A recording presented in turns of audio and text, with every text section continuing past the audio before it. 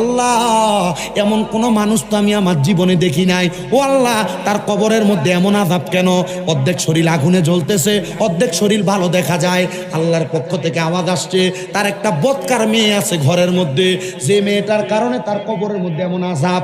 ও পর্দার অন্তরালের মা বোনেরা, আপনারা যে বেপর্দা ঘুরে বেড়ান, আপনারা যে পুরুষদের সঙ্গে হাঁটেন, পুরুষদের সঙ্গে কথা বলেন, পুরুষদের সঙ্গে অবৈধ সম্পর্ক রাখেন, এটার কারণে আপনার কবরের মধ্যে কঠিন আযাব হবে, আপনার মা বাবার কবরে আযাব হবে।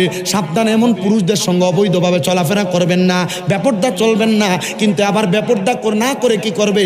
আপনারা তো বেড়া মানুষ, নিজে কর্ম করেন না, বেডিরি দিয়ে ইন্ডাস্ট্রিতে কাজ করান। একটা মেয়ে বেপর্দা হওয়ার কারণে তার বাবার কবরে আযাব হয়, তার ভাইয়ের কবরে আযাব হয়, তার স্বামীর কবরে আযাব হয়, তার ছেলের কবরে আযাব হয়। নবীর হাদিস পড়ে শিখলাম, একটা মেয়ের কারণে 4 জন পুরুষ মানুষ দোজখে যায়। কয়জন? আপনাদের যাদের মেয়ে আছে, মেয়েকে যে বেপর্দা চুল ছেড়ে দিয়ে রাস্তায় ছেড়ে দেন, মনে রাখবেন আল্লাহর কোরআন বলে ওয়াকরনা ফি বুয়ুতিকুন্না ওয়ালা তাবাররুজনা তাবাররুজাল জাহিলিয়াতিল উলা, তোমরা তোমাদের নারীদেরকে জাহিলিয়া যুগের মহিলাদের মতো বের হতে দিবা না, দিবা তো এরা ইফতিজিং এর শিকার হবে। ও মুসলমান, আপনি যদি আপনার নিজের মেয়েটাকে পর্দা না করান, এ মেয়েটা বেপর্দা হওয়ার কারণে জাহান্নামের আগুনের মধ্যে আপনি বাবারে জ্বালানো হবে। অনেকে আছেন আপনারা আপনাদের বোনকে পর্দা করান না।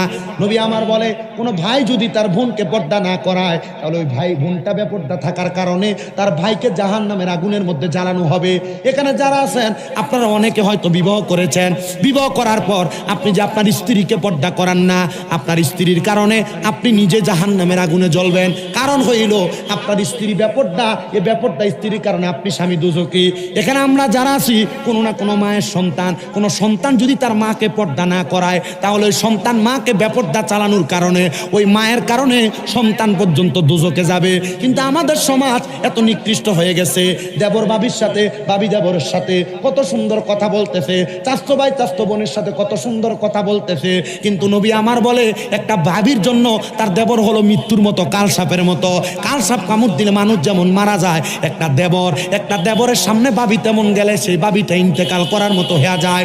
ও মা বোনেরা, যদি জান্নাতে যাইতে চান, আপনার মা বাবার কবর আযাব মাফ করাইতে চান, বেপর্দা হওয়া বন্ধ করে দেন, বেহায়াপনা বন্ধ করে দেন, অবাধ চলাফেরা করা বন্ধ করে দেন। দেখবেন এটার কারণে আপনারা আপনাদের মা বাবার কবর আযাব মাফ করাইতে পারবেন। মুসা নবী বলেন, আমি আবার ওই কবরের সামনে থেকে ওই ব্যক্তির বাড়ির কাছে গেলাম, যাইতে যা দেখলাম ওই ব্যক্তির মেয়েটা অনেক সম্পদের মালিক, ঘরের মধ্যে সাজায় গুছিয়ে রাখছে। ওই সম্পদের মালিক ওয়ালা মেয়েটা তার বাবার জন্য কোনো কিছু করতেছে না। মুসা নবী ডাক দিলেন, এ আল্লাহর বান্দি, তোমার আব্বা কোথায়? বলে, আমার আব্বা ইন্তেকাল করেছে। তুমি কি চাও না আল্লাহ তাআলা তোমার আব্বার কবরটারে জান্নাতের বাগান বানিয়ে দেখ? মেয়েটা বলতেছে, হুজুর, আমার আব্বাকে আল্লাহ তাআলা জান্নাতের বাগান বানিয়ে দিবে, এটা আপনি কেন বলতে আসছেন? আমি মেয়ে তো ভালোই বুঝি। আপনারা ভালোই বুঝেন, কিন্তু আমল করেন না। মেয়েটা বলে, আমার এখান থেকে যাও মিয়া সাহেব, তুমি আমার কোনো কথা বলা লাগবে না। এবার ওই মেয়েটা রাগান্বিত হইয়া এবার আল্লাহর ওলি, মানে আল্লাহর নবীর দিকে উনি একটু পানি মিলা এবার মারছে, ছিটা মারছে। পানি কি করছেন? ছিটা পানি নিক্ষেপ করলেন। মুসা নবী রাগান্বিত হইয়া, গরম নবী আজরাইল ওনারে ডরাইতো। আজরাইল ভয় পাইতেন মুসা নবীকে, আজরাইল ভয় পাইতো। মুসা পয়গম্বর আবার ওই কবরের সামনে দিয়ে যাওয়ার সময় লক্ষ্য করে দেখতেছেন ওই কবরের মধ্যে ওই ব্যক্তির কবরে আর আযাব নাই। মুসা নবী 2 রাকাত নামাজ পড়লেন আর আমার আল্লাহ তাআলার কাছে জবাব চাইলেন, আল্লাহ, এ ব্যক্তির কবরে আযাব, কিন্তু বাড়ির মধ্যে যাওয়ার পর তার মেয়ে আমার সাথে যে আচরণ করলো, তার কবরের মধ্যে তো আরো বেশি আযাব হওয়ার কথা, আমি নবীকে কষ্ট দিয়েছে। ও আল্লাহ, আপনি বলেন না তার কবরের মধ্যে কেন আযাবটা বন্ধ হয়েছে?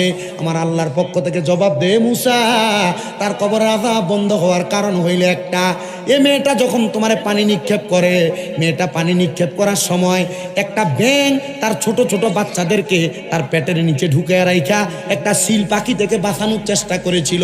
ব্যাঙটা দোয়া করছে, আল্লাহ, এই মুহূর্তে যদি আমাকে কেউ একটু পানির ব্যবস্থা করে দিত, তুমি তার উপর রহম করবা, তার উপর দয়া করবা। ওই ব্যাঙের দোয়ার কারণে ওই ব্যক্তির কবরের আযাব মাফ করে দেওয়া হয়েছে। কেন? মুসা নবী তোমারে যখন পানি মেরেছিল, তুমি তো বসে গিয়েছিলা, ওর ওই পানিটা যাইয়া ওই ব্যাঙের উপর পড়ছে, আর ওই ব্যাঙটা দোয়া করছে, আল্লাহ, যে আমারে পানি দিছে, আল্লাহ তুমি তার বংশের কবরের আযাব মাফ করে দাও। আমি আল্লাহ এই ব্যাঙের দোয়ার কারণে এই ব্যক্তি মেয়েটার বাবার কবরের আযাব মাফ করে দিয়েছি।